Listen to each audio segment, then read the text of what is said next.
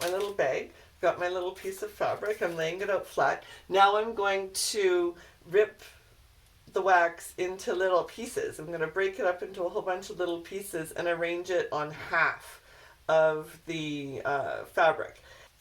There we go. So now the wax is all broken up into little pieces, and now I'm going to fold the fabric over like that, and I'm going to tuck it back inside the bag.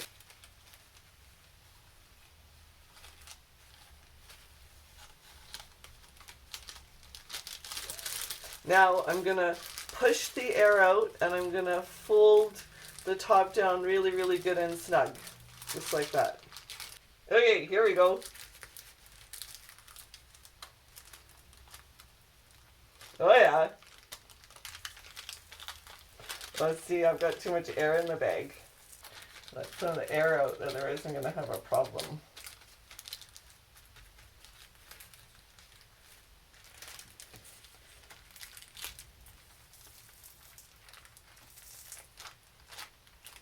I think this might even be on too hot of a setting. Okay. Oh, that's hot. Okay, maybe don't put it on your hottest setting on your, ooh, hiya, karate chop. So that's it. Make your own DIY beeswax wrap using your straightening iron.